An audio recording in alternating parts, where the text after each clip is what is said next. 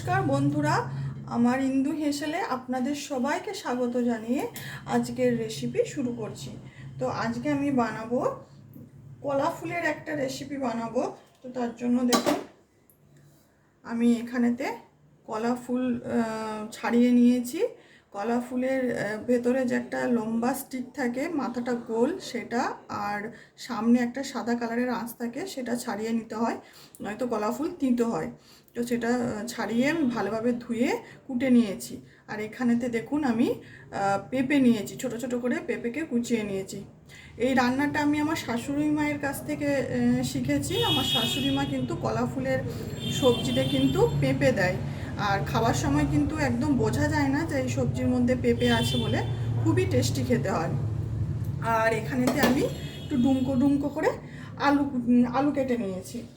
তো প্রথমে এখানেতে আমি একটা স্পেশাল মশলা বানাবো। এই কলা ফুলের রেসিপিটাতে আরও সুন্দর করে তুলবে, টেস্টি করে তুলবে। তো চলুন দেখতে থাকুন বন্ধুরা। এখানেতে দেখুন নিয়েছি গোটা জিরে নিয়েছি, লবঙ্গ, এলাচ, দারচিনি, আর গোটা গোলমরিচ। এখানে কিন্তু ছোট এলাচটা পরিমাণটা বেশি নিতে হবে। আর দেখুন এখানে কসৌরি মেথি নিয়েছি। আর এটা নিয়েছি গোবিন্দভোগ চাল, যেই চালে আমরা পায়েস রান্না করি, সেন্টওয়ালা যে গোবিন্দভোগ চাল আছে, সেই চাল নিয়েছি। এটা আমি শুকনো কড়াইয়ে আমি একটু ভালো করে ভেজে নেব, হালকা ভেজে দেবো, জাস্ট গন্ধটা বেরোবে তখন আমি গ্যাসটা অফ করে দেবো। বেশি ভাজলে কিন্তু মশলার যে একটা টেস্ট, সেটা কিন্তু পড়ে গেলে নষ্ট হয়ে যাবে। মশলাটা গুঁড়োনোর সময়তে আমি একটু লবণ নিয়ে নিলাম।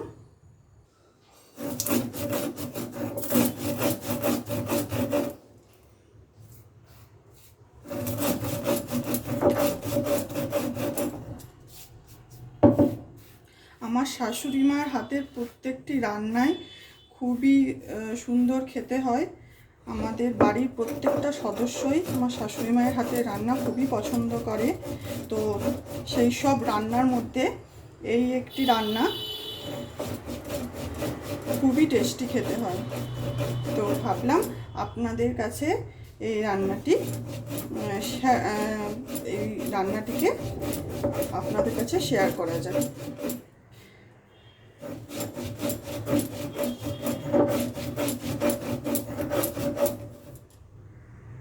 মশলা আমার গুঁড়োনো হয়ে গেছে।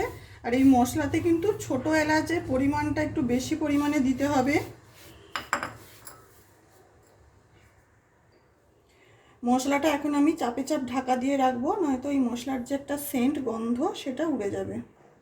তো দেখুন বন্ধুরা, প্রেসার কুকারের মধ্যে আমি 1 কাপের মতো জল দিয়েছিলাম, আর জলটা আমার গরম হয়ে গেছে। এখন আমি এই জলের মধ্যে দেবো ডুমো ডুমো করে কেটে রাখা আলু, আর দেব কলা ফুল। কলা ফুল কিন্তু আমাদের জন্য ভীষণ উপকারী একটা সবজি। প্রচুর পরিমাণে আয়রন আছে এই কলা ফুলে। তো এইভাবে যদি কলা ফুলকে রান্না করা যায়, খুবই টেস্টি খেতে হয়। আর বন্ধুরা, আমার রান্না যদি আপনাদের ভালো লেগে থাকে, তাহলে কিন্তু অবশ্যই আমার চ্যানেলটিকে সাবস্ক্রাইব করে দেবেন, পাশে থাকবেন, আর শেয়ার করবেন। আর রান্নাগুলি আমার কেমন লাগছে আপনাদের অবশ্যই কিন্তু কমেন্ট করবেন। আর আমি দিয়ে দেব মুসুর ডাল। আমি ছোট চামচের 1 চামচের মতো নিয়েছিলাম, আর নিয়েছি ছোলা কলাই। আপনারা কিন্তু মটর কলাইও দিতে পারেন। এটা দিয়ে দেব। মুসুর কলাই কিন্তু বেশি নেওয়া চলবে না, অল্প পরিমাণে নিতে হবে। আর আমি নেব সয়াবিন। এই সয়াবিনটা আমি গরম জলে 10 মিনিট ভিজিয়ে রেখেছিলাম, লবণ দিয়ে জলটা একটু ফুটিয়ে নিয়েছিলাম। সেই জলের মধ্যে সয়াবিনটা দিয়ে আমি 10 মিনিট ভিজিয়ে রেখেছিলাম, তারপরে জলটা নিকড়ে নিয়েছি সয়াবিন থেকে। এখন এই সয়াবিনগুলো দিয়ে দেবো। আমি সয়াবিন বা ছোলা কলাই দিচ্ছি, আপনারা কিন্তু সিম্পলও করতে পারেন। এখানে শুধুমাত্র মুসুর ডাল দিয়েও কিন্তু এটা করতে পারেন, বা এইভাবেও করতে পারেন, সয়াবিন, মটর ডাল বা ছোলা কলা এইসব দিয়েও কিন্তু করতে পারেন। তো এখন আমি এটাতে দিয়ে দেব লবণ, দিয়ে দিলাম লবণ।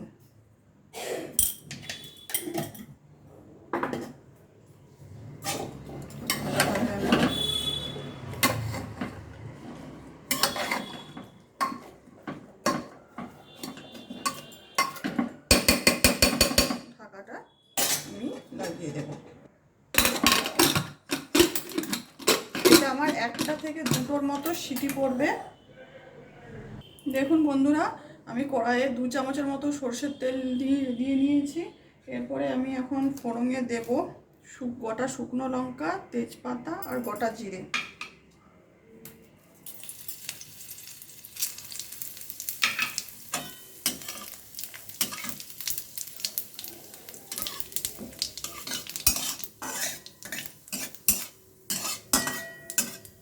এই তেলের মধ্যে আমি দিয়ে দেবো ছোট ছোট করে আমি নারকেল কুচিয়ে রেখেছি, নারকেল কুচিগুলো দিয়ে দেবো।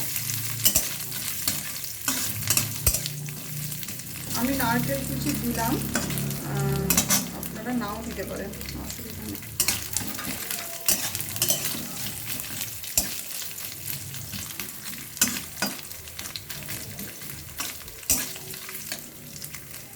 এখন আমি দিয়ে দেব আদা বাটা। আদা বাটাটা আমি আদা বাটা, কাঁচা লঙ্কা বাটা।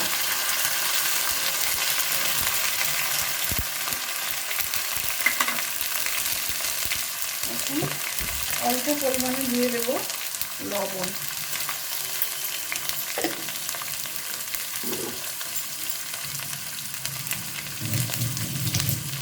আদা তেলেতে আদা দেওয়ার পর তেলটা ছিটে আসে, তো একটু লবণ দিয়ে দিলে কিন্তু তেলটা আর ছিটে আসবে না। এখন আমি দিয়ে দেব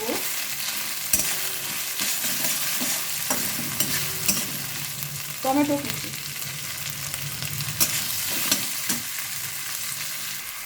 দিয়ে দেব হলুদের গুঁড়ো,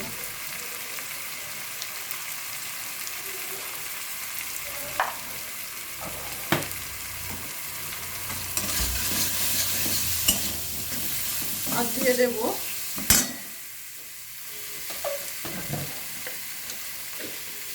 চিনি।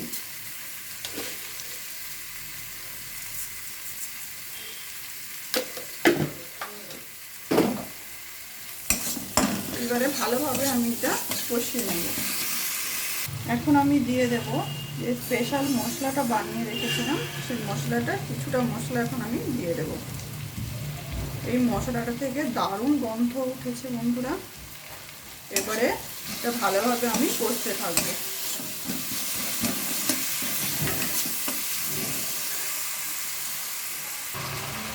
কলা ফুলটা সেদ্ধ করেছিলাম, সেই জলটাই আমি কিছুটা দিয়ে দিলাম। এই জলটা দিয়ে আমি মশলাটা ভালোভাবে কষতে থাকবো।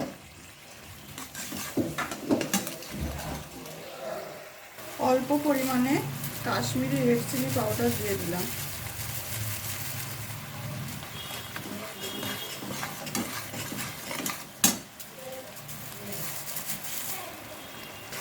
দেখুন বন্ধুরা, মশলাটা আমার কষানো হয়ে গেছে।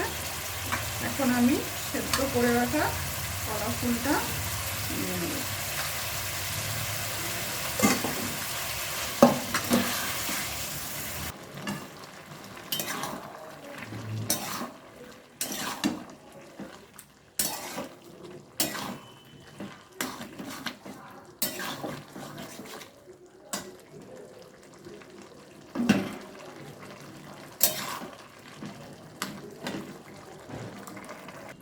দেখুন বন্ধুরা, আমার কলা ফুলের তরকারিটা হয়ে গেছে। এখন আমি যে বাকি যে স্পেশাল মশলাটা ছিল সেটা এখন আমি দিয়ে দিলাম। কিছুটা মশলা কষানোর সময় দিয়েছিলাম, আর এখন কিছুটা দিয়ে দিলাম।